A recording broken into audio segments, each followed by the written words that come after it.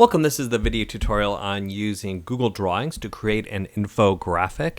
And we're going to go over the very basics of Google Drawings. And the Google Drawings is found in your Drive. So you go to Google, log into your Google account, go to Drive, and then go to the folder where you'd like your Google Drawing to be stored. And I'm going to have mine in PD, and I created a little separate file for that.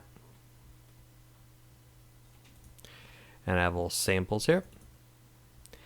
And we're going to just click New, and then you might need to click More. Has your most frequent. This is a dynamic list. If you're using Docs and Sheets and Slides the most, those will appear first. But here it is, Google Drawings, and I'll open in a new tab. And our first, you can actually get started drawing with just the default size, or you can go to File, Page Setup, and do a custom size, and you can use inches if you think. If you want to really direct the actual size of it, you can use that. If you'd like, you can also use pixels if you'd like. Now, I do a lot of stuff with Wii Video, and we do high def 1280 by 720 videos. So if I want the infographic for the students to take up the entire screen of their high def video, widescreen video, I'll have them make it a 1280 by 720. But you can kind of explore with these and do whatever you'd like. Some of them like to do the long, narrow ones, like a legal sheet of paper. You can do whatever you want here. And furthermore, you can adjust the size again by clicking down here in the right-hand corner. If you just want to make it smaller, or later you just feel like you need more room, you can drag it out. Now, it looks like it's resizing back to original, but I'm actually making it larger. So I'll go back here, Page Setup, and you'll see those numbers are now changed. But I'm going to go ahead. For me, it's going to be pixels. I'm going to make mine 1280 by 720, only because I'm going to use this with Wii Video, and that works well with Wii Video. Okay, the first thing we're going to do is we can set the background. By default, it's a transparent background, which some people like to use. But you can set the background color by right-clicking and saying Background and choosing a color. Choose something a little better than that. Okay, I don't want to get obsessive about this, but you can also insert an image, and you can do a search, and you can type in backgrounds. You get colored backgrounds, textured backgrounds. You can, if you want a kind of a grayish one, it'll find those. And you can see if any of these work for you. That looks kind of nice, and I can just select it. And if it doesn't fit, I can make it fit. I might stretch it out a little bit. And just say, I want this as my background. Now this might change the dimensions, or might tweak it a little bit. But still looks great, so I can have can be my background if I want. To keep it simple, I'm just going to use a simple color. I kind of like simplicity. So the first thing I'm going to show you is that we want to name it. So right up here, we're going to give this a name. It always starts with Untitled Drawing, and so I'm going to call it Eric. This one's going to be Eric's Summer. And we're going to start out simple. I'm going to insert some word art. I can insert text box, but we're going to do word art. I'm going to put my title in word art.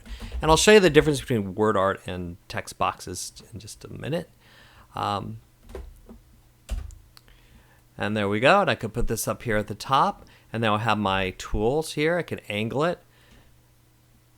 Maybe give it a little angle if I want. Using that, clicking on this right up here. The thing about word art, it's not as good as the Microsoft Word Art is. Word art fills the text box. Where a text box, you have to assign you'll notice there's no font size up here.